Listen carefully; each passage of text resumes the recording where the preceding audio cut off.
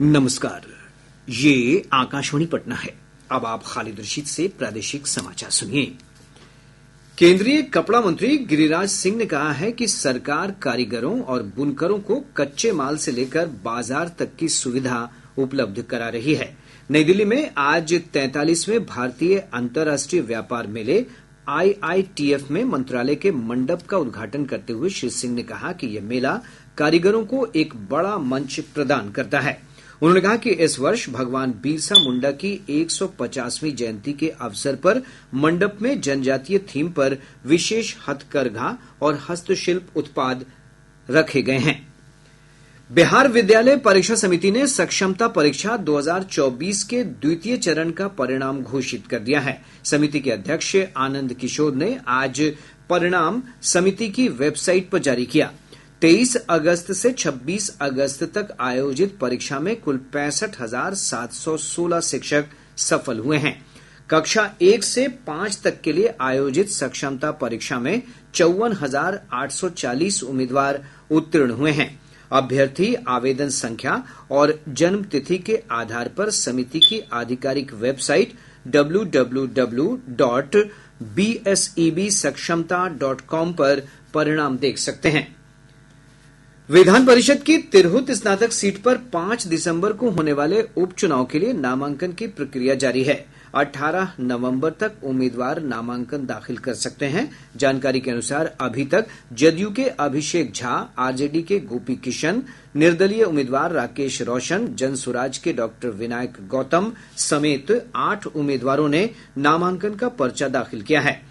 19 नवंबर को नामांकन पत्रों की जांच होगी, जबकि 21 नवंबर तक उम्मीदवार नाम वापस ले सकते हैं।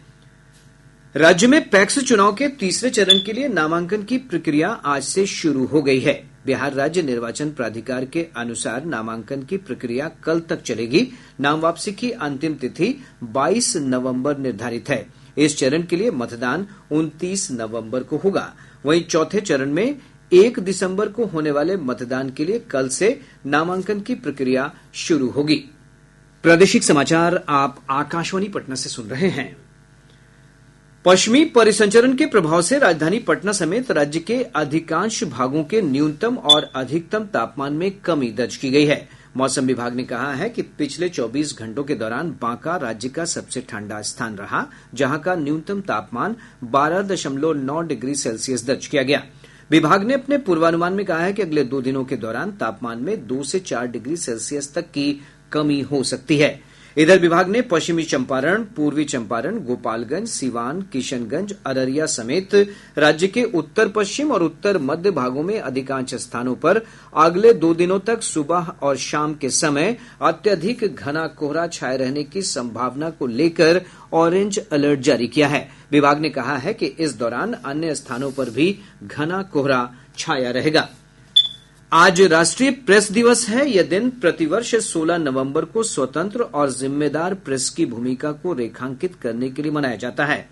इस अवसर पर राजधानी पटना समेत प्रदेश के विभिन्न भागों में अनेक कार्यक्रमों का आयोजन किया जा रहा है। शेखपुरा, अररिया, कैमूर और कई अन्य जिलों में जिला प्रशासन द्वारा आयोजित कार्यक्रम में प्रेस के बदलते स्वरूप पर चर्चा की गई। कार्यक्रम के दौरान कई वरिष्ठ पत्रकारों को सम्मानित किया गया। राजगीर में आयोजित एशियाई महिला हॉकी चैंपियंस ट्रॉफी में आज भारत का मुकाबला चीन से होगा। यह मैच शाम 4:45 पर शुरू होगा। इस समय कोरिया और थाईलैंड के बीच मुकाबला जारी है। इससे पहले आज दिन के पहले मुकाबले में जापान ने मलेशिया को 2-1 से पराजित कर दिया। पश्चिमी चंपारण जिले के कंगली थाना क्षेत्र से पुलिस ने 500 और 200 के 55,600 रुपए के भारतीय जाली नोटों के साथ एक नेपाली नागरिक को गिरफ्तार किया है। इसके साथ ही आकाशवाणी पटना से प्रसारित प्रादेशिक समाचार का ये अंक समाप्त हुआ।